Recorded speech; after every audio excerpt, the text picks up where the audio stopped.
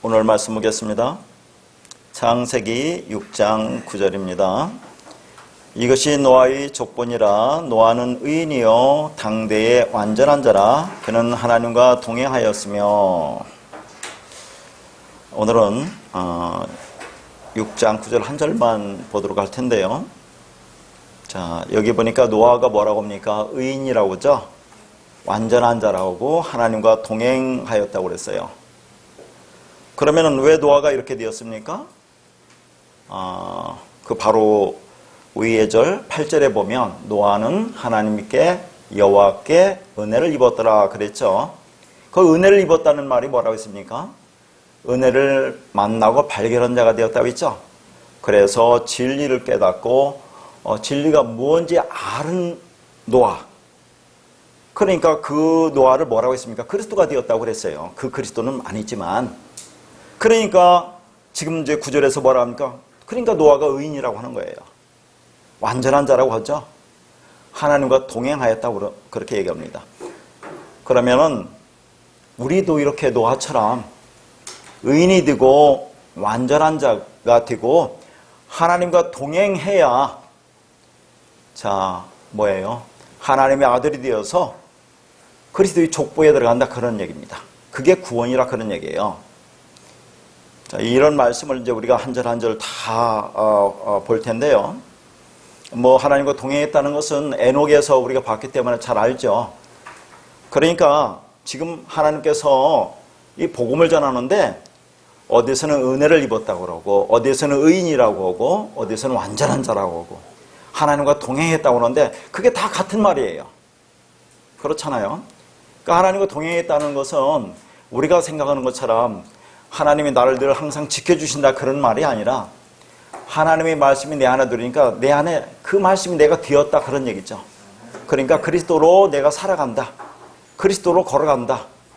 어떻게 우리가 그리스도로 걸어가고 그렇게 살아갑니까? 그 말씀이 나이가 되면 하나님과 연합이 되니까 우리가 그렇게 살아가는 존재가 된다 그런 얘기를 하는 겁니다. 그게 하나님의 은혜를 입어서 진리를 발견한 자라 그 말이에요. 진리가 된 자. 그게 의인이고 완전한 자라고 하는 겁니다. 그래서 복음을 설명하면서 이와 같이 다양한 언어로 그렇게 용어로 우리에게 계속 지금 설명하고 있는 거죠. 노아를 통해서 다시 한번 복음을 또 설명하고 있는 겁니다. 자, 그래서 우리도 아까도 말씀드렸지만 의인이 되고 완전한 자가 되어야 되는데 어떻게 우리가 의인이 되고 완전한 자가 되느냐? 그렇잖아요. 그러니까 이런 것을 문자적으로 보면 어떻게 우리가 의인이 되고 완전한 자가 될 것이냐 참 힘들지 않습니까? 그게 모든 게 은혜예요. 은혜. 그 말씀을 내가 깨달으면 그냥 그게 의인이고 완전한 자라고 하는 겁니다. 어떻게 우리가 의인이 되고 완전한 자가 될 거냐 하는 얘기죠. 노아처럼 되어야 우리가 구원받는다고 하는데 그래서 오늘 또 말씀이 좀 상당히 깊어질 것 같아요. 그렇게 안 하려고 쉽게 하려고 해도 안 되는데 어떻게 합니까? 그래서 천천히 이렇게 또 하겠지만은 어떤 데 보면 또 말씀이 또 빨라져서 참 죄송스럽기도 한데 자 먼저 노아의 족보라고 있죠? 이걸 그냥 넘어가지 말고 한번 또 우리가 생각해 보자 그런 얘기입니다. 이 족보에 대해서 어디서 배웠습니까? 창세기 5장 1절에서 아담의 계보라고 나왔잖아요. 이 계보가 여기 노아의 족보나 똑같은 단어예요. 톨레도트. 근데 재미난 게 있습니다. 여러분 잘 보세요. 이 톨레도트라는 것은 얄라드라는 동사에서 왔거든요. 얄라드, 나타라는 거죠, 나타. 근데 이 나타라는 동사는 또 어디서 어원을 가지냐면 옐레드라는 어원을 가져요, 옐레드. 옐레드가 뭐냐면 어린아이라는 그런 말입니다. 그러니까 족보라는 것은 그대로 보면 어린아이를 낳는 이야기의 기록이 족보라 그 말이에요. 그게 아니 그러면 어린아이를 낳죠. 어른을 낳습니까 우리가? 왜 그렇게 표현을 하느냐가 중요할 거 아닙니까?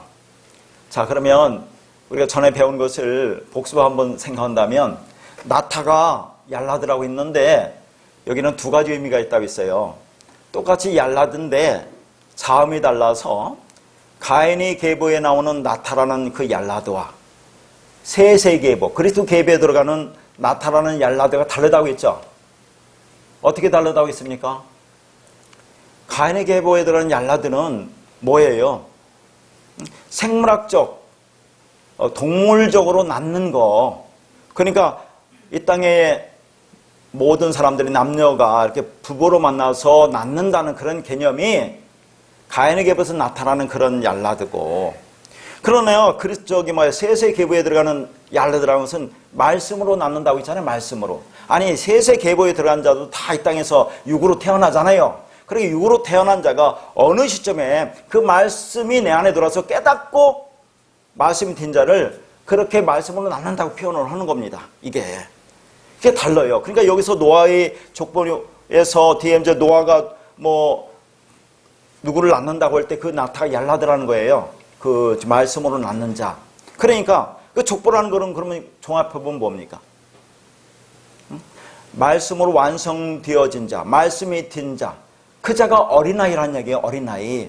그 자가 그렇게 말씀으로 완성된 자, 진리가 된 자의 기록. 그게 족보니까 그게 그리스도의 계보에 들어가는 거다 하는 얘기를 하는 겁니다. 그러면 여러분이 말씀을 앞으로 가기 전에 어린아이는 어떤 자가 어린아이라고 할 수 있겠어요? 누구를 얘기할 수 있겠습니까? 자, 천국은 어린아이와 같아야 들어간다고 하죠. 그렇게 하잖아요. 천국 어린아이와 같아야 들어간다. 근데 어린아이와 같아야 들어가는 게 아니라 그 어린아이가 천국입니다. 우리가 천국에 들어가는 게 아니라 내가, 뒤에도 나오지만 그 말씀이 나를 지금 통치하고 다스리면 말씀이 내가 되는 거잖아요. 그럼 그게 천국이에요. 그게 어린아이라 그런 얘기입니다. 그런 자들의 기록이 족보라 그런 얘기예요. 그리스도의 계보에 들어가는 자다 하는 얘기를 하는 겁니다. 재미나지 않습니까 이게? 성경이 그냥 아무렇게 든 게 아니라 전부 그 안에 의미를 담고 있다 그런 얘기예요. 그래서 우리가 천국에 들어간다. 천국이라게 되려면 어린아이와 같아야 한다. 그러면 그게 어떤 상태가 되어야 하는지, 그럴 때 어린아이와 같다고 하는지에 대해서 이렇게 또 신약의 말씀을 보도록 하겠습니다. 제가 창세기 말씀을 보면서 지금 88강을 하는데 창세기 6장을 하고 있어요. 왜냐하면 창세기만 하는 게 아니죠. 제가 복음서에 나온 사복음서라든가 그의 서신서라든가 그의 다른 말까지 전부 다 창세기를 중심으로 해서 전체를 연결합니다. 그러니까 전체를 본다고 보시면 돼요. 자, 그래서 이 말씀을 어린아이와 같다는 것이 무엇인지에 대해서 마태복음 18장 1절과 10절이죠. 긴데 한번 쭉 읽으면 또 다 까먹으니까 제가 한번 읽고 한 절 한 절 그렇게 설명해 드리도록 하겠습니다. 마태복음 18장 1절에서 10절입니다. 그때에 제자들이 예수께 나와 이르되 천국에서는 누가 크니이까? 예수께서 한 어린아이를 불러 그들 가운데 세우시고 이르시되 진실로 너희에게 이르노니 너희가 돌이켜 어린아이들과 같이 되지 아니하면 결단코 천국에 들어가지 못하리라. 그러므로 누구든지 이 어린아이와 같이 자기를 낮추는 사람이 천국에서 큰 자니라. 또 누구든지 내 이름으로 이런 어린아이 하나를 영접하면 곧 나를 영접함이니 누구든지 나를 믿는 이 작은 자 중 하나를 실족하게 하면 차라리 연자 맷돌이 그 목에 달려서 깊은 바다에 빠뜨려지는 것이 나으니라. 실족하게 하는 일들이 있음으로 말미암아 세상에 화가 있도다. 실족하게 하는 일이 없을 수는 없으나 실족하게 하는 그 사람에게는 화가 있도다. 만일 네 손이나 네 발이 너를 범죄하게 하거든 찍어내 버리라. 장애인이나 다리 저는 자로 영생에 들어가는 것이 두 손과 두 발을 가지고 영원한 불에 던져지는 것보다 나으니라. 만일 네 눈이 너를 범죄하게 하거든 빼어내 버리라.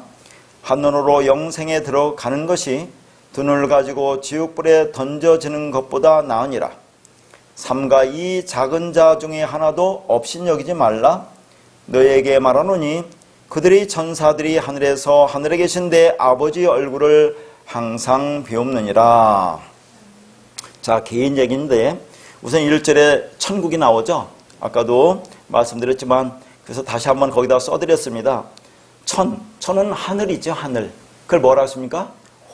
오라노스. 근데 여기서 복수예요. 하늘들. 그 다음에 국은 바실레이아. 말씀했죠? 하나님의 말씀으로 통치되는 것을 나라라고 있어요. 그래서 나라는 말씀의 개념이라고 있죠. 어머니의 개념이라고 있습니다. 그러니까 천국이라고 그런 것은 하나님의 말씀으로 다스려지는 자들, 그럼 그 진리가 있는 자란 얘기죠. 그걸 천국이라고 하는 거예요. 자, 그것을 설명하기 위해서 지금 어린아이를 세워놓고 지금 설명을 하는 겁니다. 그럼 아까도 말씀드렸지만 어린아이라고 하는 것은 말씀이로 나아진 자, 진리가 뭔지 깨달은 자니까 그게 천국이라는 것을 지금 설명하고 있는 거예요. 자, 그래서 거기 보니까 3절에 보면 너희가 돌이켜 어린아이들과 같이 되지 아니하면 결탄코 천국에 들어가지 못한다고 했죠. 자, 여기에서 우리가 이제 보는 것은 이 돌이켜라는 단어예요. 너희가 돌이켜. 이 돌이켜라는 단어가 스트레퍼라는 단어인데 이것은 메타노에오라는 단어와 같은 거예요. 이게 뭐예요? 회개하다, 회심하다, 돌이키다, 그런 얘기입니다. 자꾸 지금부터 이제 생각을, 회개한다는 것은 여러분이 뭐 내가 잘못한 것을 교회 와서 이거 잘못했습니다, 그런 게 회개가 아니에요. 우리 생각대로, 우리 방식대로, 율법적 사고대로, 육신의 생각대로 살아가던, 그래서 하나님의 진리 말씀의 길로 들어서는 걸 회개라고 하는 거예요. 지금 그렇게 돌이켜서 어린아이와 같이 되지 않으면 천국에 들어가지 못한대요. 그렇게 돌이키는 자가 어린아이라는 그런 말입니다. 그러면 여러분 한번 생각해 보세요. 제가 늘 계속 말씀드리지만 성경에는 한글에는 그냥 어린아이라고 표시하고 하지만 원어는 어린아이도 단어가 2개나 있어요. 어린아이가 여기서는 어린아이같이 되어야 우리가 천국에 간다고 그러죠.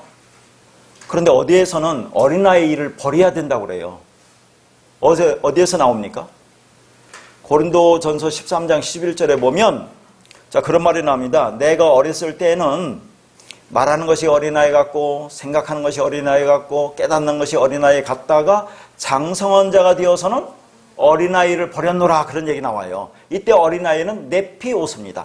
지금 여기 천국에 들어가는 그 어린아이는 파이디온이에요. 근데 그 네피오스, 어린아이를 버리라는 그 단어는 네피오스입니다. 또 어디에 나오냐면 히브리서 5장 나중에 찾아보세요. 12절에서 14절에 보면 이 어린아이와 장성한 자를 비교하는 말씀이 나와요. 이때 어린아이가 네피오스고 장성한 자는 텔레이오스라는 완전한 자라는 그런 말입니다. 그러면서 이 어린아이, 이 네피오스를 뭐라고 하냐면 하나님의 말씀이 초보에 대해서 배워야 할 자래요. 하나님의 말씀 초보가 뭡니까? 율법에 대해서 여전히 배워야 할 자. 그래서 하나님의 의의 말씀, 진리 말씀을 경험하지 못한 자, 젖이나 먹어야 할 자라고 표시해요. 그 다음에 장성한 자, 완전한 자라고 하는 것은 단단한 음식을 먹는 자를 얘기합니다. 선악을 그래서 분별할 수 있는 자, 선악을 분별한다니까 또 하나님처럼 선악을 분별한다는 그런 게 아니라 이때 선도 자꾸 이게 뭐 이렇게 원어를 말해서 죄송한데 이게 뭐라고 있어요? 칼로스. 지난 시간에 배웠기 때문에 말하는 겁니다. 주기도문 할 때 칼로스. 악이라는 것은 카코스. 그러니까 칼로스나 카코스는 같은 말이에요. 하나님이 만들어 놓은 모든 것을 그대로 있는 그대로 보는 게 그게 보이는 선 칼로스라고 있죠. 그렇게 보면 게 악이라고 있습니다. 그런 것을 분별할 줄 아는 거예요. 그 안에 담겨있는 진리를 볼 수 있는 자가 장성한 자입니다. 지난 시간에 얘기했죠. 그렇게 되면 그게 아가토스 진짜 선이라고 했습니다. 그렇게 분명히 성경에는 똑같은 단어, 우리는 한글은 그렇게 하나밖에 쓸 수가 없어요. 근데 원어는 다른데 그러면 그걸 안 보고 어떻게 해석할 겁니까? 여기는 어린아이 같아야 네가 천국에 간다고 했는데 다른 데 보면 어린아이 같아서는 안 된다고 하잖아요. 어린아이를 버려야 된다고 하는데 그러면 그것을 어떻게 해석할 거냐 그런 얘기잖아요. 자, 그래서 여기 어린아이, 다른 데 어린아이와 다르다는 얘기입니다. 그러니까 이 회개라는 것은 여기서 보면 너희가 또 우리가 회개하는 것처럼 보이잖아요. 돌아가는 것처럼 보이잖아요. 근데 그게 할 수 없다는 것을 오늘은 왜냐면 너희 보고 회개하라고 하는 말이 나와야 안 나와요? 복음서에. 야, 천국이 가까웠으니 회개하라.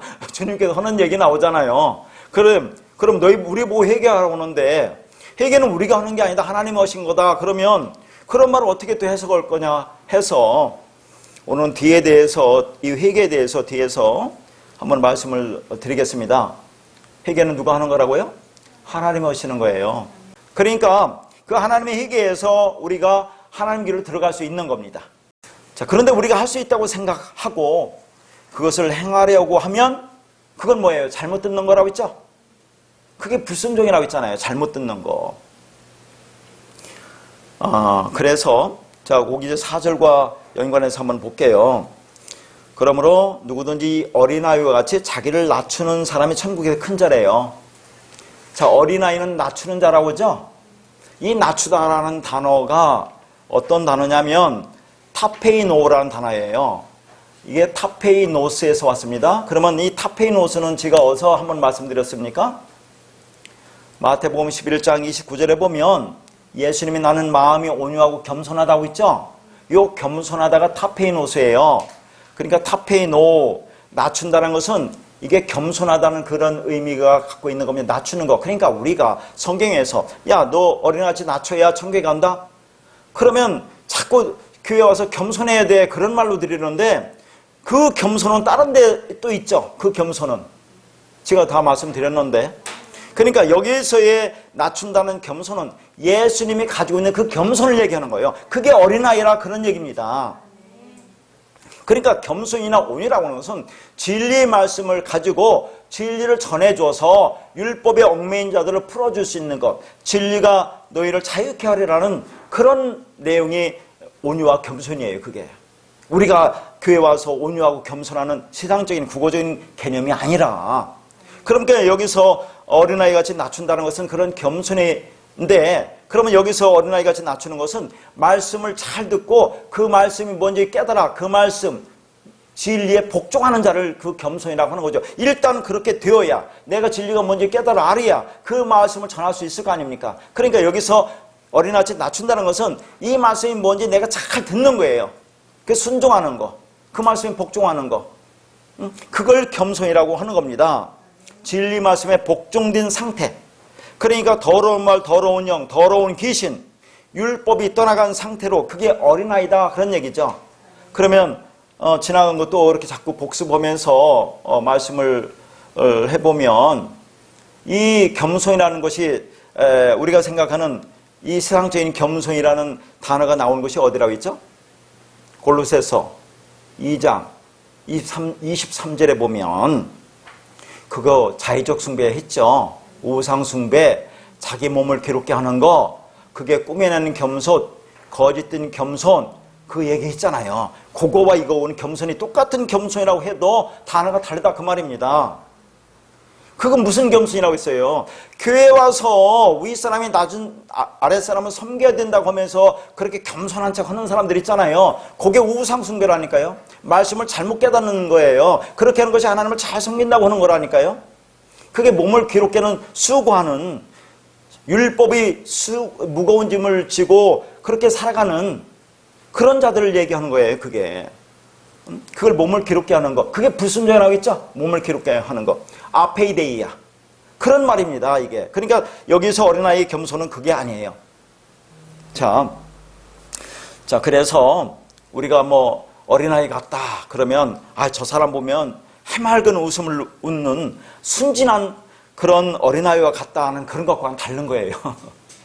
아무리 그렇더라도 그 안에 하나님의 말씀 진리가 없으면 그건 아무것도 아닌 거예요. 그러니까 우리 안에 진리 말씀을 담고 있느냐, 그 말씀을 진짜 내 안에 간직하고 있느냐가 중요하지, 겉모습이 뭐가 그게 문제가 되겠습니까? 그런 말을 하는 게 아니에요. 그래서 이제 우리가 어린아이라는 것이 누군지가 나오는 것이 5절 말씀입니다. 어린아이 하나를 영접하면 나를 영접한다고 하죠? 나가 누굽니까? 예수 그리스도. 그러니까 어린아이를 영접하는 거지 예수 그리스도를 영접하는 거라고 그래요. 그러니까 어린아이가 뭐라는 얘기예요? 그리스도란 얘기라는 얘기예요. 그 말씀이 되어서 말씀을 깨달은 자, 진리 같은 자, 어린아이라고 하잖아요. 그게 천국이라고 얘기하는 겁니다, 지금. 응? 그런 자가 족보에 들어간다고 하는 거예요. 그리스도의 계보에. 그 어린아이, 진리로 거듭난 자를 영접하면 말씀을 영접하는 거라고 하는 거고, 그게 그리스도를 영접하는 것이 되는 겁니다. 그러면 6절에 자, 누구든지 나를 믿는 이 작은 자 중 하나를 실족하게 하면, 이것도 어려워요. 이 부분이. 나를 믿는 이 작은 자라는 것이 뭡니까? 예수 그리스도의 믿음이 딘 자, 예수 그리스도의 믿음에 의해서 그 믿음을 가진 자가 나를 믿는 작은 자예요. 그게. 그러면 믿음이 뭡니까? 믿음이 하나님의 이름이 믿음이에요. 하나님은 믿으시다고 하잖아요. 하나님은 사랑이시라고 하죠. 하나님은 말씀이라고 하죠. 영이라고 하죠. 그러니까 믿음이나 사랑이나 영이나 말씀이나 진리나 그리스도나 다 같은 말입니다. 자, 그 말씀에 의해서 그 믿음이 딘 자, 이 작은 자를 얘기하는 거죠. 그러니까 그분이, 그 말씀이 들어와서 그분이 존재 상태, 존재가 된 상태를 어린아이라고 한다, 그 말입니다. 자, 그런데 우리 한번 생각해 봅시다. 6절을 한번 잘 보세요, 여러분이. 그런데 그 그리스도라는 그 말씀이 들어와서 그 믿음이 딘 자 하나를 실족하게 하면 차라리 연자맷돌이 그 목에 달려서 깊은 바다에 빠지는 것이 낫다, 이렇게 했죠. 그러면 이 말씀을 보면 여러분 어떻게 느껴집니까? 참, 지금 말씀을 가지고 믿음이 됐어요. 믿음을 깨달았어요. 어린아이가 됐는데 이 어린아이를 실족하게 한다. 그러니까 이 어린아이가 어떤 거에서 실족해진다는 그런 말처럼 들리죠. 이 어린아이가 실족하는 것처럼 들려요, 안 들려요? 그게 아니에요. 한 번 어린아이는 영원한 어린아이, 한 번 구원은 영원한 구원. 한 번 그리스도의 존재가 된 상태가 되면 그건 변하지 않습니다. 한 번 아들은 영원한 아들이라는 의미에서 그런 말이 아닙니다. 그러면 이 말은 뭐냐면, 그렇게 그 믿음이 딘 자, 진리가 딘 자를 실족하게 하는 이들이 있다, 그런 얘기예요. 그렇게 하는 이들이 있다, 그 얘기를 하는 겁니다. 그 한 번 말씀을 받고 내가 진리가 된 자를, 그 자를 어떤 사람이 유혹해서 그 자를 실족하게 한다는 그런 말이 아니라니까요. 그런 자들은 아직 그 말씀이 뭔지 모르는 거예요. 이 말씀을 듣고 깨달았다고 하는데 아직도 그 말씀이 뭔지 모르고 왔다 갔다 하는 자들. 그러니까 여기서 이 말 들으면 이게 맞는 것 같은데 율법주의에서 또 말 들으면 그게 또 그 맞는 것 같아요. 아니, 왜 하나님이 다 하신다고 하냐, 우리가 해야지, 우리 열심히 하나님을 섬기고 일해야지, 그 말씀대로 지켜서 착하고 선하게 살아야지, 이렇게 생각하잖아요. 일반적으로 율법적 본성을 갖고 있기 때문에. 그래서 이 말씀이 내 안에 확고히 들어와서 창세전에 하나님의 말씀이 있지 않으면 늘 이 말씀 때문에 왔다 갔다 한다니까요. 그게 그런 자는 실족할 수 있는데, 여기서 그 말은 그게 아니고 한 번 어린아이가 됐다, 그 말씀이 들어서 진리가 됐다, 헌자가 어떻게 실족하겠느냐, 그런 자를 실족하게 하는 자들이 있다, 그런 얘기예요. 여기서 실족하게 하다가 스칸달리조로 함정을 받아 덫을 놓다, 그런 얘기입니다. 그들을 변질시키려고 하는 자들이 있다. 그래서 덫을 놓고 올문을 놓고 함정을 파고 유혹하는 자들이 있다. 그러니까 자기는 그런 줄을 모르겠죠. 율법을 열심히 전하고 가르치는 자들, 그런 자들이 이 말씀을 깨달은 자들이면 안 되겠지만 아직도 깨닫지 못한 자들을 계속 유혹하고 있는 자들이 있어요. 실족하게 하려고 하는 자들이 있어요.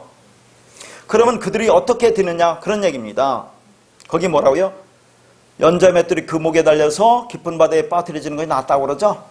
연자맷돌이라는 것은 사람이 돌릴 수 없는 겁니다. 거기 나귀가 돌리는 것이 연자맷돌이에요. 그러면 연자맷돌이 목에 달렸다는 것은 뭡니까? 그건 죽었다는 얘기예요. 멸망 상태입니다. 어찌 해볼 수 없는 자예요, 그런 자는.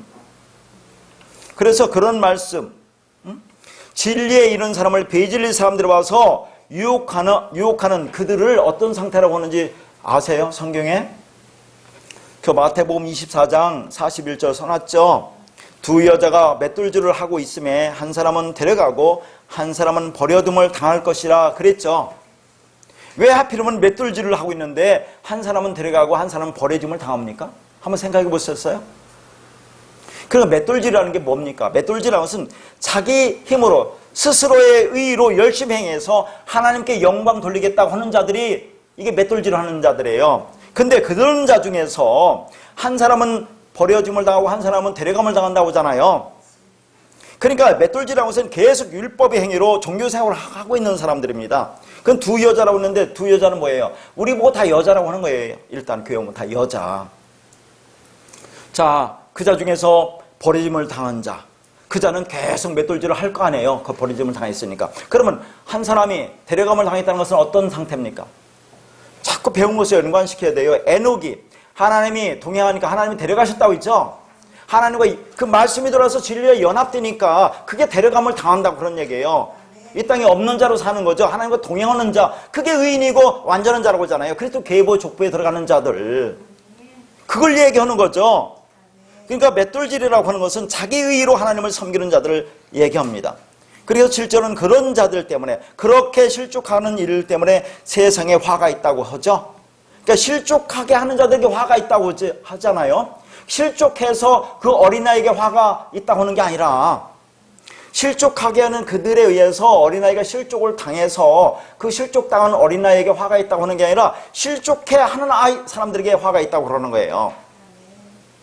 그래서 한번 어린아이가 되면 끝까지 어린아이가 된다 그런 얘기예요. 자, 그리고 8절에 자, 거기에 이제 네 손이나 네 발이 너를 범죄하거든. 이 범죄하다. 아까는 실족하게 하다. 여기는 범죄한데 똑같이 스칸달리조라는 그 말이에요. 실족하게 하다 그런 얘기죠. 차라리 그러면 찍어버려라. 장애인이나 다리 저는 자로 들어가는 게 낫다고 그러죠. 천국의 자로 영생에 들어가는 게 낫다고 그러죠. 그러면 장애인이나 다리 저는 자는 여러분 수도 없이 지금 말씀드렸잖아요. 마태복음 11장 복음, 이 노아와 복음을 연결해서 설명할 때도 그때도 얘기했어요. 자, 그럼 다른 각도에서 한번 말해보면 이 장애인이나 다리 저는 자는 누구겠습니까? 누가복음 14장에 나와요. 누가복음 14장에. 거기 보면 어떤 사람이 큰 자치를 베풀죠. 그리고 많은 사람을 청하했는데 다 하나같이 사양합니다.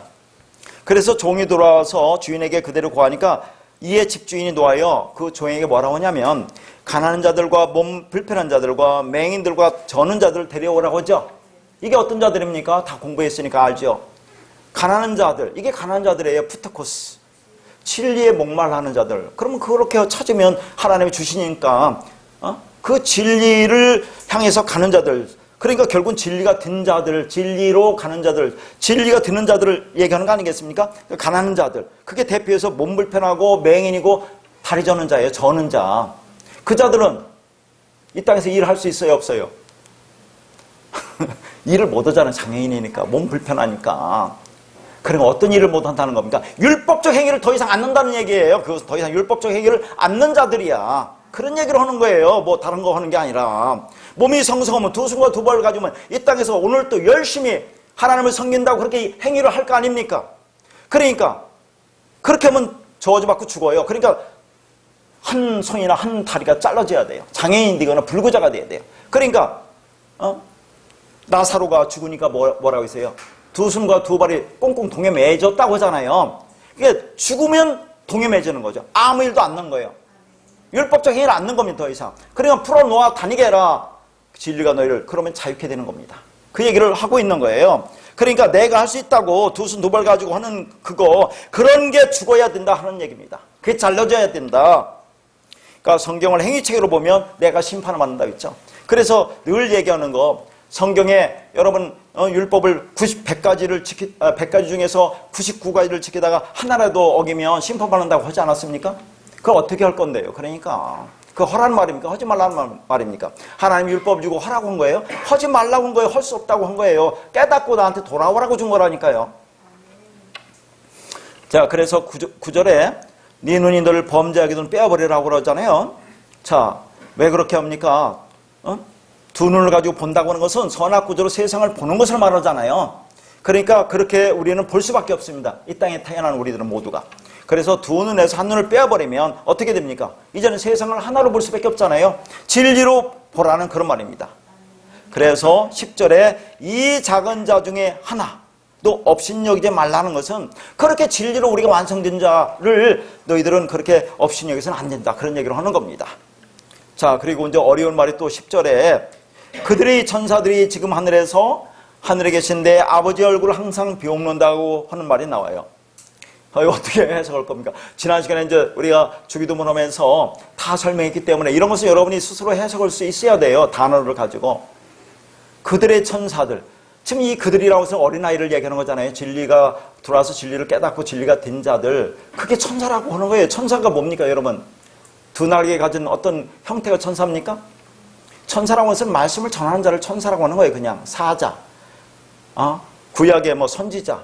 예수 그리스도 천사의 모양으로 오잖아요. 구약에서 말씀을 전하는 자, 진리 같은 자, 진리를 말하는 게 천사예요. 그 어린아이가 그 천사란 얘기입니다. 그러니까 옛날에는 뭐 어떤 사고가 나면 그 어린아이에 수호천사가 있어서 그 사고에서 그 어린아이를 보호했다는 그런 얘기를 하지 않습니까? 그런 겁니까? 지금 천사가 와서 수호천사가 와서 그렇게 우리를 보호합니까? 천사라는 것은 진리를 가진 자, 진리를 전하는 자, 진리 같은 자, 진리를 천사라고 하는 거예요. 그거. 그 어린아이. 그러면 진리를 가졌으니까 그게 하늘이라고 있잖아요. 샤마임. 진리가 있는 자.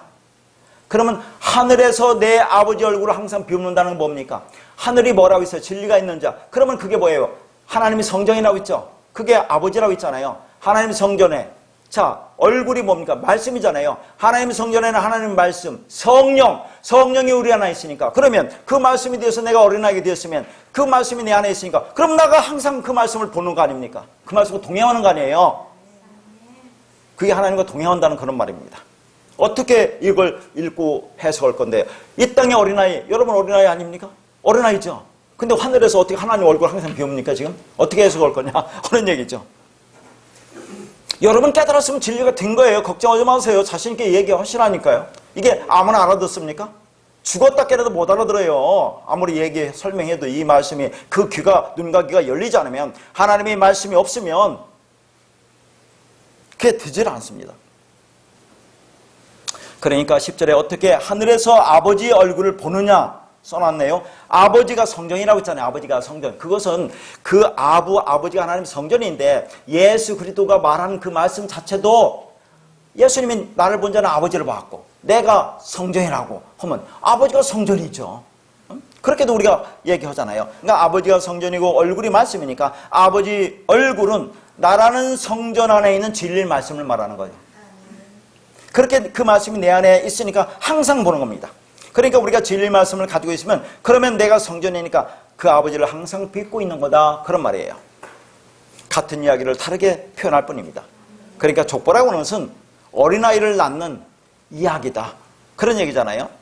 자, 그러니까 족보는 누가 들어가요? 어린아이와 같은 자, 진리가 뭔지 알고 진리를 깨달은 자, 그게 그리스도의 족보에 들어간다. 그러니까 노아를 통해서, 그의 후손을 통해서 진리로 거듭나는 어린아이 이야기가 계속 나오고 있는 겁니다. 이게.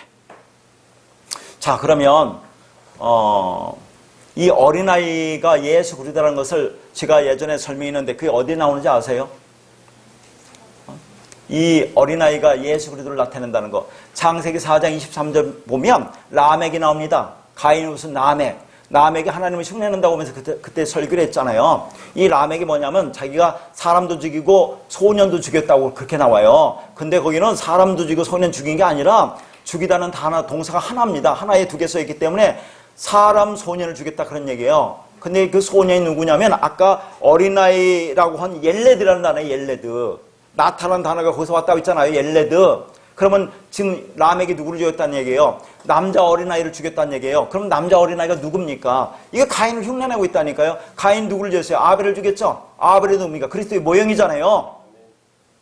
그러니까 그걸 흉내내서 자기도 어린아이를 죽였대, 예수를 죽였다고 얘기를 하는 거예요. 그런데 중요한 것은 이 땅에 있는 모든 사람은 예수를 죽여야 돼요. 우리 안에는 그 율법이 사고, 구조, 뼈대는 부러져야 된다니까요. 육으로 온 예수는 반드시 내가 죽여야 돼요. 근데 문제는 왜 죽였는지를 알아야 된다니까요.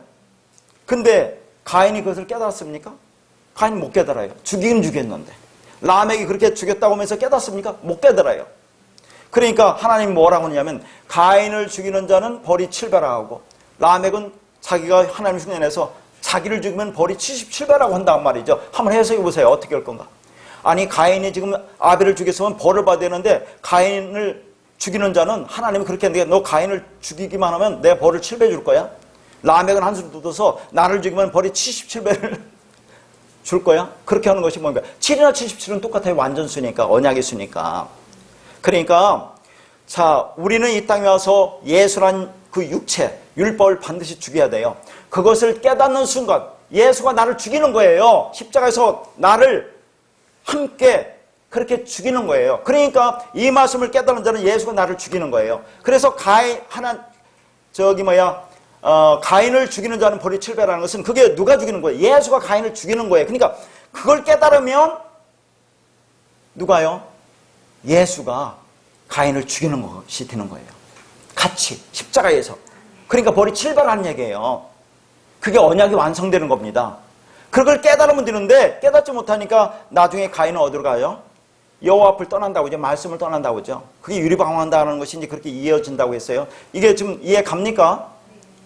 자, 우리는 예수 그리스도를 반드시 예수로 온 육체를, 율법을 죽여야 돼요.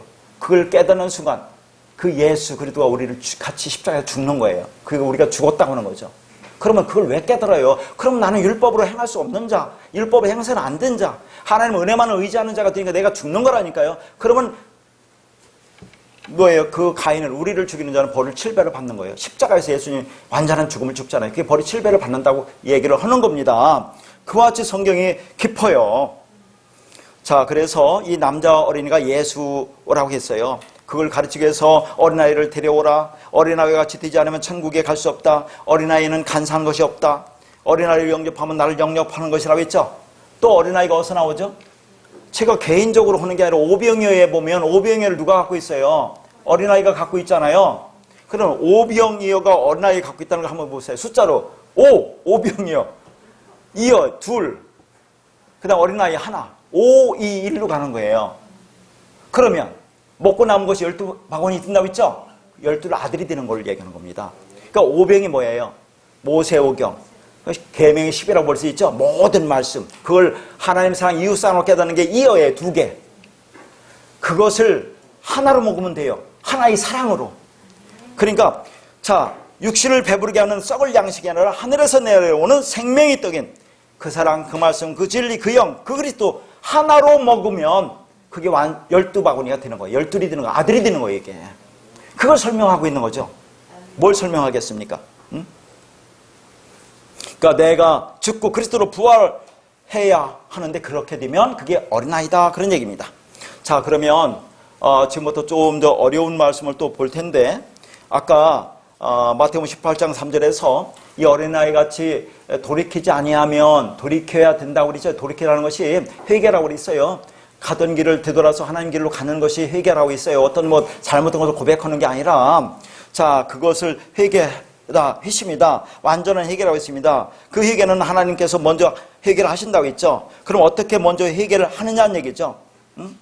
즉 가던 길을 마음을 바꾸는 것, 가던 길을 바꾸는 것이 회개인데, 그러면 한번 생각해 보세요. 이 땅에서 우리가 가던 길을 아무리 바꾼다고 하더라도 그게 바꿔집니까? 좌회전을 해도 우회전을 해도 앞으로 가도 뒤로 가도 항상 땅입니다. 이 땅에서는 그게 회개가 가던 길을 바꿀 수가 없어요. 그렇죠? 그러니까 땅에서 바꾸는 것은 아무런 의미가 없습니다. 하늘로 바뀌어야 된다, 그런 얘기죠. 인간의 마음으로 육신의 생각으로 살다가 하나님 마음으로 바뀌는 것이 그걸 회개라고 하는 거예요. 돌아가는 것이에요. 그런데 인간이 스스로 어떻게 하나님의 마음으로 바뀔 수 있겠느냐, 어떻게 하늘이라고 하는 길로, 진리 길로 돌아설 수 있겠느냐 하는 겁니다. 그러니까 회개는 우리가 할 수 있는 것이 아니다.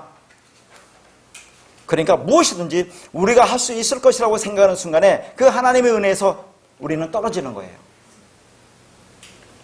그래서 주님이 먼저 해결을 해 주시겠다고 말씀하고 있는 겁니다. 자, 그 의미를 우리가 한번 살펴보도록 할게요. 마태복음 3장 11절과 15절입니다.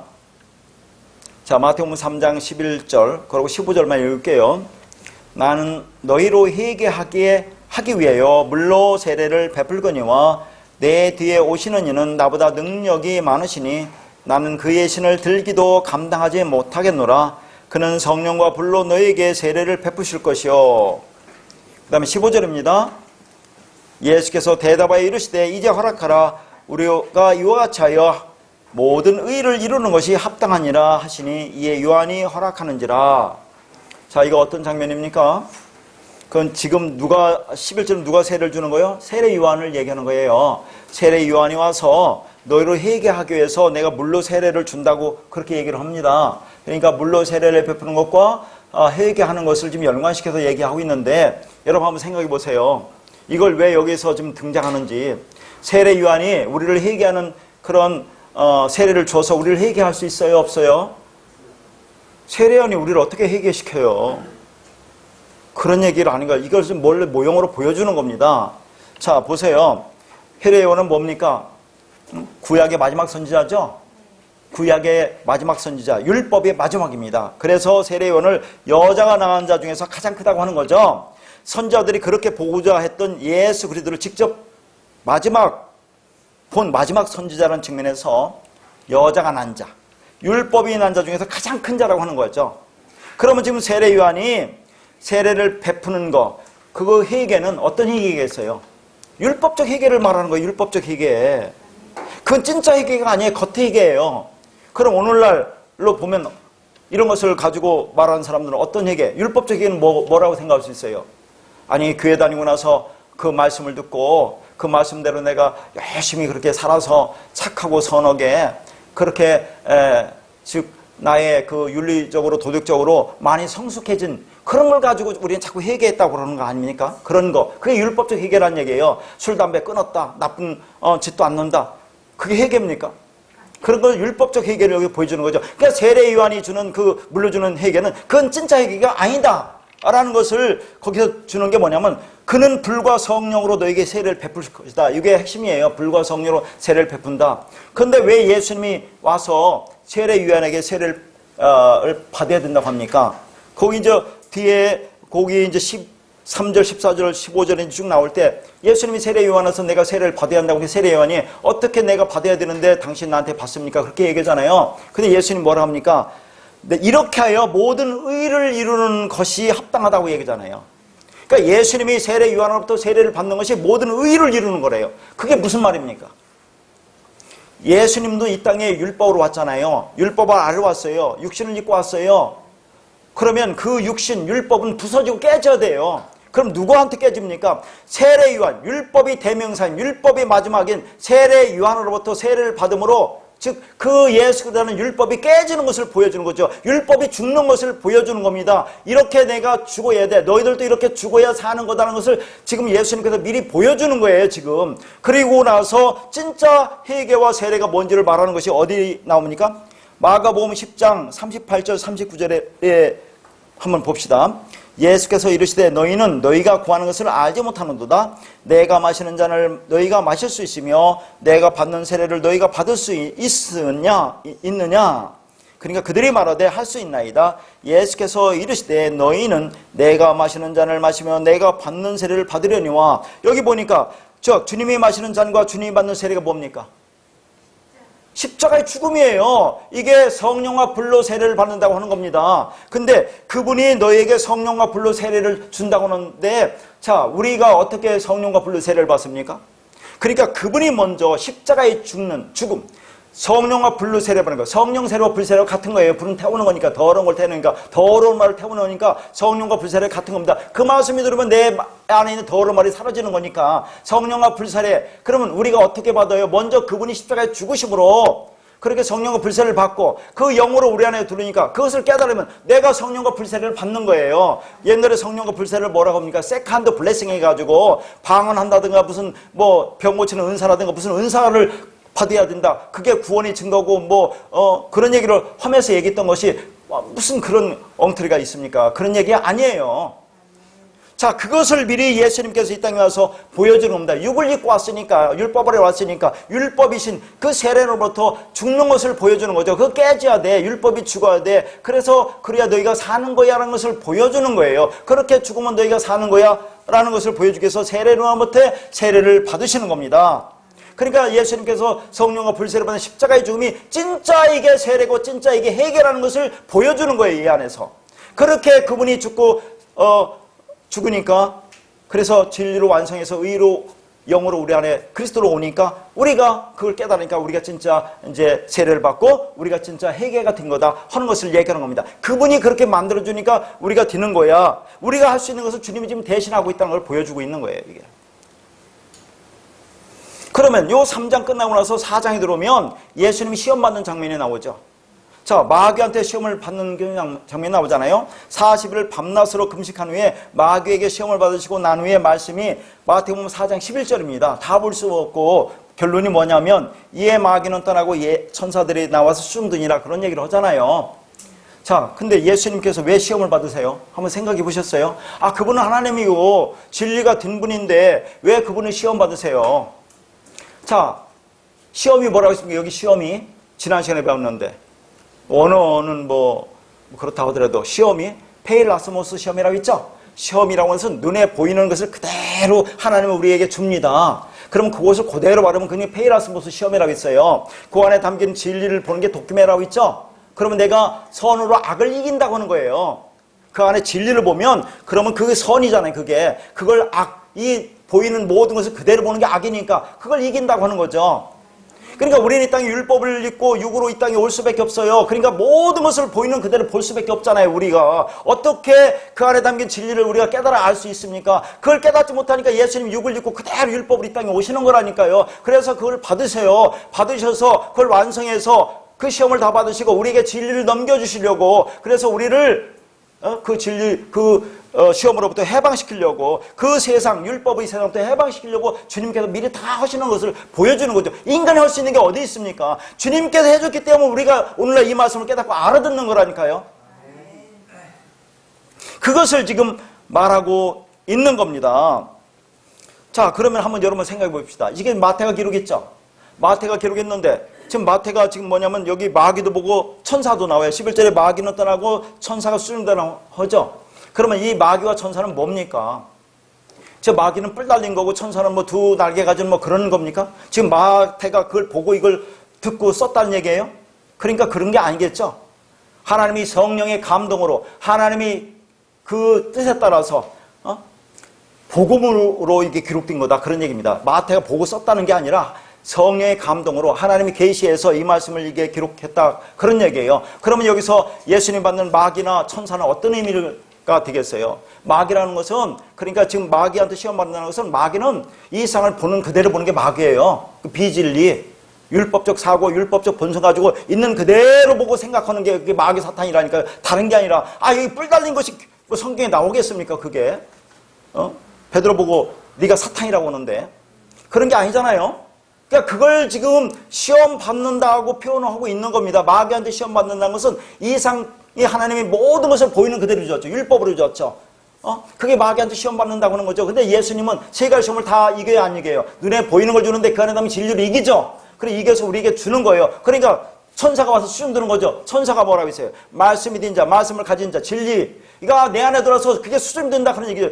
비진리가 떠나니까, 율법적 사고가 떠나니까, 더러운 말, 더러운 영이 떠나니까, 그러면 진리가 내 안에 들어와서 나에게 지금 나를 섬기고 있다 하는 것이 지금 이 말씀이에요. 마귀가 떠나고 지금 천사들과 수용된다 그 말입니다. 이게 뭐 눈에 보이는 마귀 하고 천사가 있겠어요?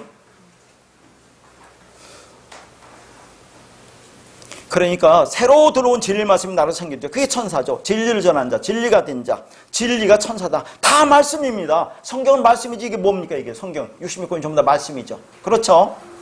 그러니까 잘못된 비진리가 마귀라면 진리 말씀을 천사로 표현하고 있는 거죠. 그러니까 거기 뭐 써놨으니까 한번 읽겠습니다. 시험이 뭡니까? 시험 베라스모스라는 것은 있는 그대로 보는 게 시험이에요. 그 안에서 진리를 깨닫고 진리가 되라고 지금 시험을 주는 거지 죽이려고 하는 게 아닌데 우리는 할 수 없으니까 예수님께서 다 그걸 하시는 겁니다. 내 안에 있는 잘못된 말씀들, 그거 비진리, 육신 쪽에서 계속 발전되어 온 생각들, 율법적 본성으로 되어 있기 때문에 이게 단단히 굳어져서 계속 우리는 그렇게 생각하고 그렇게 해왔잖아요. 그런 것이 내 안에 가득 차 있어요. 그러니까 모든 것을 그렇게 볼 수밖에 없는데 그걸 이 땅에 살아가는 동안에 끊임없이 하나님이 우리를 시험한다 그런 얘기입니다. 그러면 그 시험에서 이길 수 있는 방법은 뭐겠어요? 그 말씀이 들어와서 나를 눈과 귀를 열어주는 방법밖에 없어요. 그러니까 예수님 미리 시험을 받으시는 거죠. 예수님이 다 하는 거죠. 세례도 받으시고 먼저 죽으시고 시험도 받으셔도 우리에게 다 넘겨주니까 이제 뭐라고 하는 겁니까? 거기서 예수님께서 마태복음 4장 17절에 드디어 나오는 겁니다.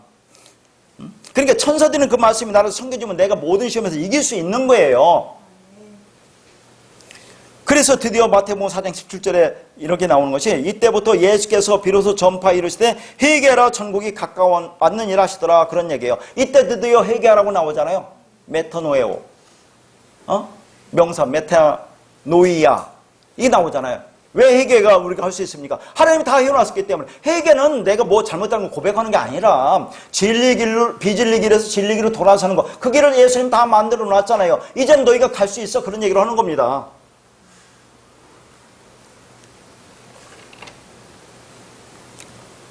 그러니까 회개할 수 있는 길을 열어주셨으니까 이제 너희들도 할 수 있는 거야 라는 말씀이죠.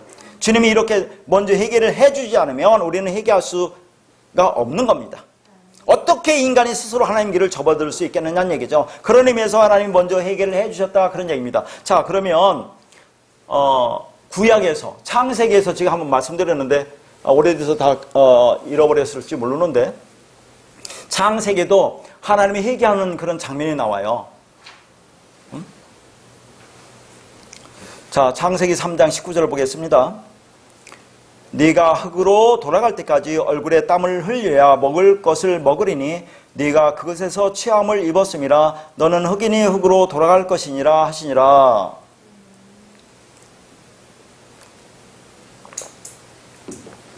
참 회개의 말씀을 한다고 하면서 갑자기 이 말씀을 하네요. 그러면 이게 회개에 담겨있는 말이라는 그런 말이죠. 어떻게 회개에 담겨있는 말입니까? 자, 우리는 우리 가지고 있는 생각을 버려야 돼요.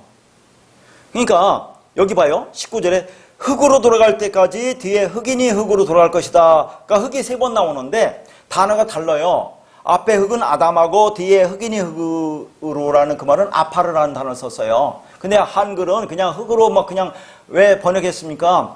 이렇게 생각하잖아요. 아, 우리는 흙으로 만들어졌대. 그러니까 이제 하와가 선악과를 먹고 저주를 받았죠. 그러니까 이 땅에서 그 저주받아서 열심히 땀 흘리고 네가 흘려야 그 먹을 것을 먹는다. 그렇게 하다가 너 흙이니까 흙으로 돌아가라. 이렇게 알고 있는 거 아닙니까? 이 말씀이. 자, 우리는 생각을 바꿔야 됩니다. 우리가 흙으로 만들어졌어요? 그 생각 안 해봤어요? 우리가 어떻게 흙으로 만들어졌을까요? 자, 창세기 2장 7절 보면 땅의 흙으로 사람을 만든다가 나와요. 땅이 아담하고 흙이 아파라고 사람이 하아담이에요. 창세기 2장 7절에. 그러면 자, 우리가 일반적으로 땅이라고 하면 흙이라고 합시다. 그러면 거기에서 지금 흙으로 만드는 게 아니라 원래는 먼지 티끌로 만들어진다는 얘기예요. 먼지 티끌. 먼지 티끌로 뭉쳐가지고 어떻게 우리를 만들 수 있겠어요? 어떤 순서나 절차나 방법을 얘기하는 게 아니라니까요. 우리를 만들고 우리가 되는 것은, 이것은 어떻게 너희가 구원이 되는지를 설명하는 거라니까요. 자, 이 아담아, 거기 제가 써놨어요. 특별히 아담아와 아담의 그 자음을 보세요. 뭐가 차이 납니까? 아담아와 아담의 차이는, 그 아담아에는 그 제일 오른쪽에 그 숨구멍 같은 거 하나 있잖아요. 그게 해라는 단어예요. 해. 이게 뭐냐면 숨을 쉬다, 말을 하다, 호흡을 하다, 그 말입니다. 그러니까 이 아담아라는 요 단어를 땅이라고 우리가 번역하고 흙이라도 번역하는데, 요것을 그냥 그 자음을 파자해 보면 뭐냐면 하나님이 구별하신 진리를 말하는 자가 아담아예요. 그 자가 어떤 자겠습니까? 묵시속에 완성된 자. 그걸 예수 그리스도로 볼 수 있고 우리도 볼 수 있다니까요. 그 자를 이 땅에 보낸다고요. 먼지 티끌로 보내는 거예요. 그게 먼지 티끌로 만든다는, 먼지 티끌로 이 땅에 보내잖아요. 먼지 티끌이 뭡니까? 율법. 육을 입고 보내는 게 율법으로 보낸다 그 말이에요. 그러면 그런 자를 어떻게 이 진리를 깨닫고 다시 원래의 땅으로 돌아갈 것이냐를 설명하고 있는 거예요. 그렇게 깨달으면 그게 아담이 된다는 게, 하아담이 되는 거예요. 그렇게 깨달으면 그걸 설명하고 있는 거죠. 땅이라는 단어는 성경에 또 다른 단어가 있습니다. 에레츠라고 또 단어가 따로 있어요. 지금 그 얘기를 하는 겁니다. 그러면 이 땅에 먼지 티끌로 온 우리가 어떻게 진리를 깨닫고 하나님 나라로 돌아갈 것이냐, 하아담이 되어서. 그러니까 그걸 위해서 예수님도 먼지 티끌로 이 땅에 오신다니까요. 똑같이 우리가 똑같이 우리를 살리기 위해서. 그러니까 그 창세기 2장 8절에 18절에 보면 땅이 뭘 만든다고 해요? 엉겅퀴와 가시덤불을 낼 거라고 하잖아요. 그러니까 이 땅은, 그렇게 오는 우리 땅은 엉겅퀴와 가시덤불을 낼 수밖에 없어요. 저 율법의 땅, 저주의 땅, 망가진 땅, 황폐한 땅이 될 수밖에 없어요. 그런 땅을, 우리를 어떻게, 자, 뭐라고요? 밭의 채소를 먹을 거라고 그런 얘기잖아요. 채소가 뭐예요? 씨를 가진 거죠. 씨. 창세기 2번째 나오는 씨를 가진 채소가 나는 밭으로, 밭이 뭡니까? 성전으로 만들 것이냐, 그걸 얘기하는 겁니다. 그 그 밭이 되고 성전이 되면 우리가 진리를 담은 그런 성전이 되니까 그게 하나됨으로 완성돼서 그럼 하늘나라 돌아갈 거야를 얘기하고 있는 거예요. 지금 이게. 그 원래 있던 곳으로 돌아갈 때까지 그 말입니다. 그러면 어떻게 원래 있던 데로 돌아갈 것이냐. 이 돌아가다가 휴업을 단어예요. 헬라어로 메타노에라는 단어입니다. 자, 자꾸 뭐 나쁜 걸 회개하는 게 아니에요. 돌아가는 거예요. 원래 있던 자로 돌아가는 게 회개예요. 어떻게 그렇게 돌아갈 때까지라는 그 말입니다. 원래 있던 자로 돌아가는데 어떻게 망가진 것을 고쳐서 돌아가는 거죠. 너희들이 어떻게 구원받는지를 보여주는 거예요. 우리한테 지금. 전부 다 예수도 십자가 은혜라니까요. 그게. 자, 그러니까 원래 있던 그분이 이 땅에 내려와서 우리도 이렇게 내려와서 그 땅으로 돌아갈 때까지, 되돌릴 때까지, 회복시킬 때까지. 자, 거기 뭐라 합니까? 얼굴에 땀을 흘려야 된다고 그죠? 얼굴에 땀을 흘린다는 거. 자, 이거 뭐라고 했습니까? 이제 알죠? 얼굴에 땀을 흘린다는 것이. 얼굴에 땀을 흘린다는 것이 뭐라고 했습니까? 십자가의 죽음이라고 제가 설명했는데요. 어디서 했습니까? 겟세마네 동산에서 예수님께서 기도할 때 무릎을 꿇고 땀방울이 핏방울이 되도록 기도한다고 들었죠? 땀방울이 핏방울이 된다는 게 예수님이 그렇게 기도하니까 땀방울이 핏방울이 됐습니까? 그게? 그걸 얘기하겠어요? 땀이 뭐라고 했어요? 지금 땀이 물이에요. 진리의 물, 의의 물로 흘려주는 거예요. 지금. 그러니까 뼈가 꺾어지는 율법적 그 구조가 부러지는 거예요. 꺾어지는 거. 그러니까 땀을 흘린다는 것은 진리물을 흘리는 거예요. 그렇게 진리물 흘려서 누구한테 주려고? 우리한테 주려고. 그럼 우리가 그 위에 말씀 들으면 네 배에서 생수의 강이 넘쳐나리라. 그걸 만들려고 지금 그 일을 한다. 그 말을 하고 있는 겁니다. 그러니까 그렇게 하고 나서 겟세마네 동생이 뭐라고 했어요? 그게 기름 짜는 틀이라고 했죠. 기름 짜는 틀, 기름, 말씀, 진리를 짜는 틀, 그거 지금 하고 있어요. 그거 하고 나서 바로 십자가에 죽잖아요. 이게 십자가의 죽음이야. 그걸 보여주고 있는 겁니다. 그러니까 예수님이 죽을 때 옆구리 창절인가 물피가 나오죠. 물이 뭡니까? 땀이에요. 땀, 피, 똑같은 거예요. 물피, 성령, 말씀, 진리, 그게 나온다. 그런 얘기입니다. 그러니까 이 겟세마네 동산에서 흘린 땀, 지금 창세기에서 말하는 네 얼굴에 땀을 흘려야 그 율법이 땅이 진리밭으로 개간이 되는 거예요. 진리밭으로 만들어지는 거죠. 이삭이 뭐라고 했습니까? 땅에서 농사에서 100배를 얻었다고 했죠? 무슨 100배를 얻었습니까? 땅에서 농사에서 100배를 얻었다는 것은 아들이 된다고 했죠? 언약이 된다고 했죠? 그게 진리밭으로 개간되는 겁니다. 성전으로 완성되는 걸 얘기하는 거죠. 그걸 보여주고 있는 겁니다. 지금.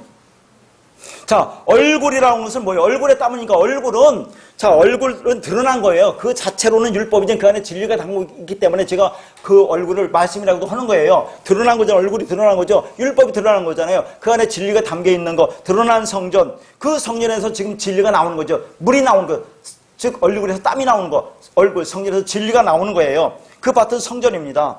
그러니까 율법이 성전인 밭에서 어떻게 말씀 진리가 나오느냐? 이것도 다른 각도에서 제가 설명하지 않았어요? 성경에 소가 3가지가 나옵니다.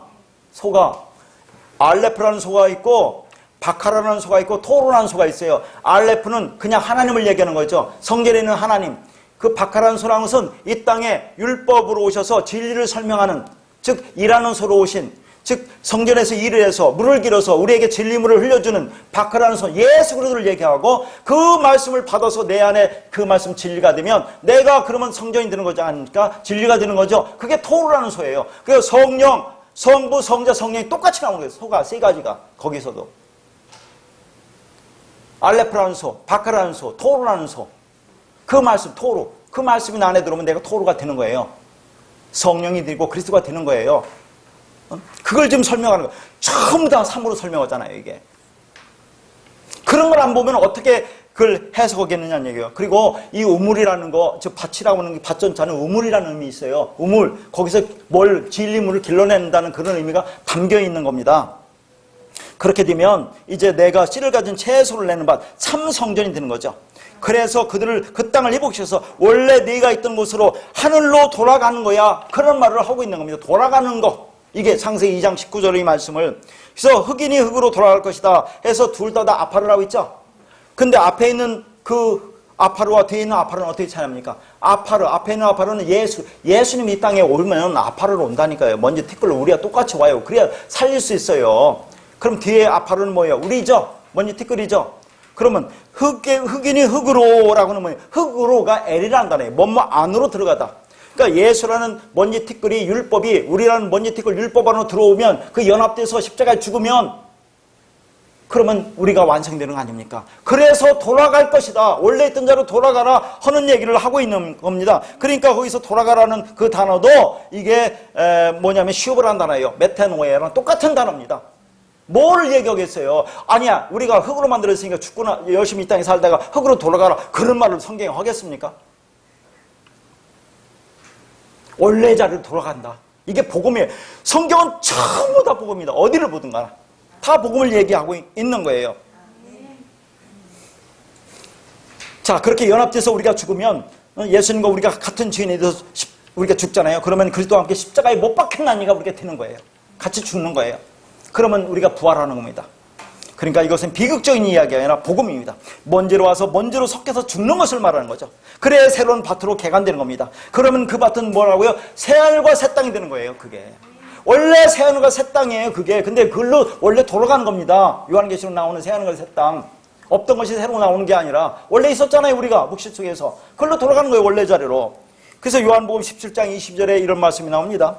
내게 주신 영광을 내가 그들에게도 주었사오니 이는 우리가 하나가 된 것 같이 그들도 하나가 되려 하려 함이다. 하나님이 이 영광이 하나님 것이죠. 하나님이 영광이에요. 근데 그 하나님의 영광을 예수 그리스도에게 주었대요. 근데 그 예수님이 또 우리에게 주었다고 하잖아요. 그 영광이 뭐겠어요? 그러면 여러분, 영광, 하나님의 영광을 우리가 어떻게 주게? 말씀을 준다는 얘기예요. 말씀을. 왜 그렇게 주는 겁니까? 하나가 되게 하려고. 예수와 우리가 하나님과 하나가 되게 하려고. 이게 경배라니까요. 이보다 큰 경배가 어디 있어요? 하나님이 섬김이 어디 있느냐고. 그러니까 경배는 우리가 하는 게 아니다. 섬기는 건 우리가 하는 게 아니다. 찬양은 우리가 하는 게 아니다. 하나님이 다 했다 하는 것을 얘기하는 거예요. 그게 아니, 자기를 주는 건데, 자기 말씀을 줘서 우리를 그렇게 만드는데 그보다 큰 섬김이 어디 있느냐고요. 그러니까 사랑은 언제나 내리 사랑입니다. 하나님은 우리를 먼저 사랑했다고 하는 거죠. 요한일서 4장 10절에 사랑은 여기 있으니 우리가 하나님을 사랑한 것이 아니요 하나님은 우리를 사랑하사 우리 죄를 속하기 위하여 화목제물로 그 아들을 보내셨음이라 하는 것을 잊지 말아야 돼요. 누가 먼저 사랑했어요? 하나님이 우리를 사랑해요. 사랑하는 거 알죠? 말씀을 흘려주는 거죠. 말씀을 흘려주는 거. 사랑으로 누구를 보내서 예수를 이 땅에 보냈죠. 그 아들을 보낸 거죠. 그러면 아들이 우리 안에 오면 말씀이 하나가 되니까 우리가 화목하게 된 거죠. 그 연합된 거죠. 그러면 죄가 없는 거죠. 그 얘기를 하는 겁니다. 이제 여러분이 이런 말씀 가지고 자유자재로 해석할 수 있어야 돼요. 그러니까 우리가 하나님을 사랑한다, 경배한다, 찬양한다고 함부로 말하는 것이 아니에요. 우리가 하지 못한다는 전제에서 그분이 하신 것을 이제는 뭐로 받아들여? 아멘 하면 내가 하는 것이 돼요. 자, 오늘 거기에 노아가 의인이라고 했는데 이 의까지 제가 이렇게 기록해 놨네요. 항상 욕심이 많아서 말씀을 많이 하는데 그거 잠깐 보도록 할게요. 거기 의인이라고 있죠? 의가 차디크입니다. 이 의라는 것은 구약에서도 여러 단어로 쓰는데 그 다음에 헬라어로는 디카이오스라는 건데, 자, 노아가 의롭다고 하는 것은 어떤 상태를 말하는 건지 한번 보자, 그런 얘기예요. 노아가 의롭다고 했죠. 어떻게 해서 의롭게 됐느냐 하는 것을 보자, 그런 얘기입니다. 어떻게 우리가 의롭게 되겠어요? 그렇죠? 자, 고린도후서 5장 21절입니다. 하나님이 죄를 알지도 못하신 이를 우리를 대신하여 죄로 삼으신 것은 우리로 하여금 그 안에서 하나님의 의가 되게 하려 하심이라 그랬어요. 자, 보세요. 거기서 하나님의 죄를 알지도 못하신 이가 누구예요? 예수님이란 얘기 아니에요. 그러면 하나님의 죄를 알지도 못합니까? 예수님이? 아니, 예수님이 하나님 죄를 알지 못해요? 그럼 이 땅에 어떻게 오셨어요? 그 죄를 알고 그걸 정죄해서 똑바로 만들어서 하나님 나라를 보내려고 이 땅에 왔는데 죄를 모르는 게 아니잖아요. 자, 그러니까 자꾸 이런 말씀을 그분이 죄를 알지 못했다. 그냥 죄를 알지 못했다는 의미를 우리가 알아야 돼요. 그러면 예수님이 이 땅에 와서 우리에게 죄가 뭐라고 말하는 데가 어디입니까? 물론 성령이 와서 죄에 대해 하면 나를 믿지 아니하며, 그것은 이제 성령이 와서 얘기하는 거. 예수님이 이 땅에 와서 죄에 대해서 얘기한 것은 어디서 얘기했어요? 제일 먼저 어디서 얘기했어요? 산상수훈에서 얘기했어요. 살인하지 말라, 간음하지 말라, 거짓하지 말라. 말씀을 그렇게 율법으로 보면 그게 살인이고 간음은 거짓인 거야. 그게 죄야. 그러면 심판받는 거야 라고 예수님이 말씀했어요. 그러니까 지금 뭐라고 하냐면 요한복음 15장 22절에서 뭐라면, 자, 내가 와서 그들에게 말하지 아니하였더라면 죄가 없지만 내가 말하였기 때문에 이제는 그 죄를 핑계할 수 없다고 얘기하는 거예요. 예수님 다 말을 했다고 얘기하는 겁니다. 산상수훈에서. 그러니까 비로소 모든 사람이 죄인으로 드러났다고 하는데, 그전에는 예수님이 오기 전에는 죄가 뭔지도 몰랐다. 그러면 죄가 뭔지 몰랐으니까 다 그러면 심판 안 받습니까? 그렇지 않아요. 죄가 알게 해주신 분 예수 그리스도지만 그분이 오기 전에도 사망의 왕노로 했다고 그죠? 그러니까 예수님 오기 전이나 오고 후나 이 진리가 뭔지 깨닫지 못하고 지가 뭔지 깨닫지 못하고 죽으면 그냥 죽는 거예요. 구약에도 다 역사를 했습니다. 우리가 보잖아요. 자, 그래서 여기서 하나님이 죄를 알지도 못했다. 이 안다가 기노스코라고 있어요. 기노스코. 히브리어 뭐라고 있어요? 야다. 동체마다 있죠? 동체마다. 자, 동체마다는 경험으로 안다는 그 말이에요. 그러니까 우리는 자신 죄덩어리이기 때문에 경험으로 죄를 알 수 있어요? 없어요? 죄를 알 수 있어요. 근데 그분은 죄가 없다고 했죠. 하나님이 이 땅에 죄가 없는 분은 오셨잖아요. 그러니까 그분은 죄를 경험할 수 있어요? 없어요? 경험할 수 없으니까 그는 죄를 알지 못했다. 그렇게 얘기하는 거예요. 경험으로 알지 못했다. 그런 얘기를 하는 겁니다. 이게. 그런 의미에서 죄를 모른다는 거죠. 그러니까 죄가 없으신 분을 우리로 하여금 의가 되게 하려고 대신 죄인으로 삼았다. 그 말을 하고 있는 거예요. 어떻게? 율법으로. 먼지 티끌로. 아까 봤잖아요. 그렇게 우리가 한치 죽어서 우리를 살리려고. 그래서 그걸 죄인으로 삼았다고 하는 거죠. 죄는 없어요. 죄를 알지 못한다는 것은 경험을 알지 못했다. 그런 얘기를 합니다.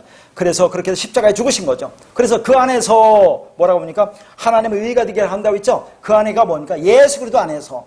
자, 십자가에서 죄를 도말하신 상태의 그 그리스도 안에서 진리 안에서 하나님의 의가 되게 한다고 그랬어요. 자, 또 어려운 말입니다. 여기서 하나님이라고 나오는데 이 하나님이 데오스라고 썼어요. 헬라어, 히브리어는 엘로힘이겠지만 이제 데오스예요. 헬라어니까. 그러면 데오스인데 참 중요한 것이 호데오스라고 안 썼어요. 그냥 데오스라고 썼다니까요. 그러면 이 그냥 데오스는 그 하나님을 얘기하는 게 아니에요. 자, 우리가 말씀을 오늘도 깨달았죠. 이 말씀 뭔지 깨달았죠. 그 깨달은 자, 그걸 신이라고 하지 않았습니까? 우리 보고 그런 자, 그걸 하나님이라고 하는 거예요. 여기서 그 하나님, 그 하나님이 의야. 그렇게 말씀을 진리로 깨달으면 그게 하나님인데 그게 바로 의야. 티카웨 시운에 의라는 존재가 된 거야. 그러면 네가 그렇게 해서 네가 의인이 된 거야 라는 것을 말하고 있는 거예요. 이게. 그러니까 의라는 것과 하나님과 동격으로 됐어요. 그러니까 바로 하나님의 말씀과 진리를 알아 신이 된 너희가 의다 하는 것을 말하는 겁니다. 다시 말해서 신됨이 바로 의라는 거죠.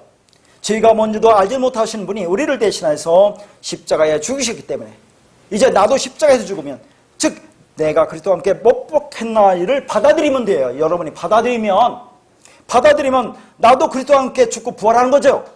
그럼 그게 의야. 그런 말을 하는 겁니다. 의는 하나님 거예요. 하나님 자신인데 우리 보고 의롭다고 한다니까요. 연합되면 의가 되는 거잖아요. 그 말을 서로 갖고 있으면 그렇게 하기 위해서 오셨다. 그런 얘기를 하는 겁니다. 그러니까 노아가 의인들이죠. 우리도 이 말씀 깨달으면 우리가 의인이에요. 제발 다른 사람과 논쟁할 때 한번 말씀을 줘봐요. 어떻게 할 건가? 너가 의인이고 완전해. 네가 노아처럼 그리스도의 족보에 들어가는데 구원받는데 어떻게 의인 될 것인가? 네 힘으로 될 수 있겠니? 그럼 자 그래서 노아가 그런 존재라는 것을 지금 쭉 보았는데 이걸 다른 측면에서 보면 성령이 우리에서 알려준 것이 있죠. 다 보는 겁니다. 어렵더라도. 자, 성령이 뭐라고 했습니까? 요한복음 16장 10절에 의에 대해라 하면 내가 아버지께로 가니 너희가 다시 나를 보지 못하며 그랬죠. 한번 생각해 보세요.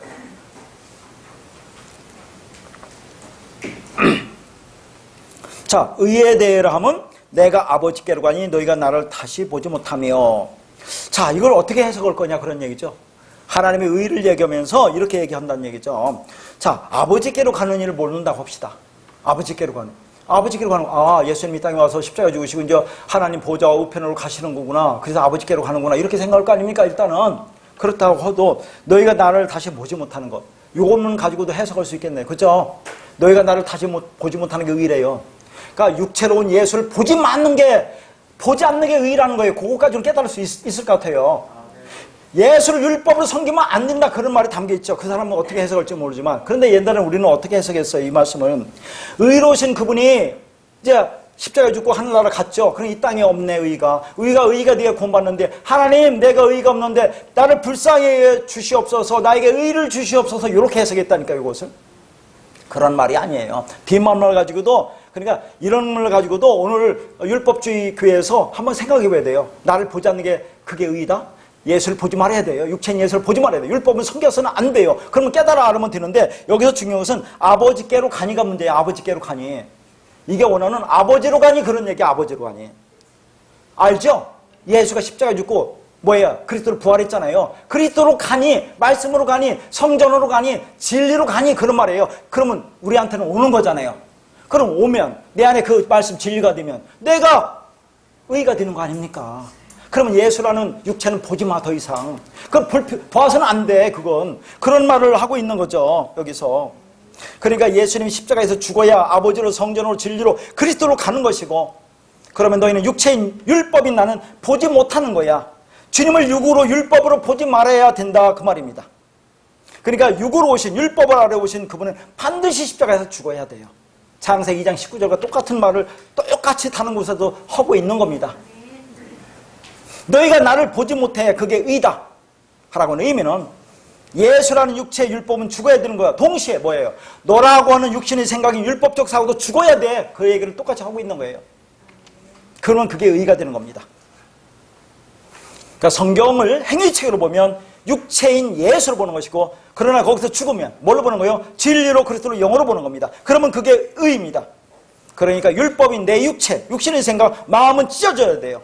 다시 말해서 예수님의 아버지로, 하나님 집, 즉 그리스도로 성령을 담은 성령으로 가서 너희 안에 거하죠. 우리 안에 거하죠. 그러면 그 말씀에 진리가 있으니까 더 이상 육체는 예수를 보지 말고 그 말, 진리가 이끌어간 대로 이제 살아가. 너희가 하는 게 아니야. 다 은혜야. 그게 의야. 예수를 보지 않는 게 의야. 그런 얘기죠. 진리를 담은 그릇으로서의 예수가 깨져야, 죽어야, 그래서 그 진리가 내 안에 영으로 들어와야 그 진리가 내 것이 되는 겁니다. 그러면 그게 의라는 그런 얘기예요. 그렇게 노아처럼 예수 그리스도 십자가에 죽으시는, 예수 그리스도 십자가에 죽으시는 뭐예요? 희귀에 의해서 하나님의 은혜를 입고 그 진리를 발견하고 만나서 하나님의 의가 되어 그리스도의 족보에 들어가는 어린아이 같은 진리의 아들이 되는 은혜의 삶을 사시기를 바랍니다.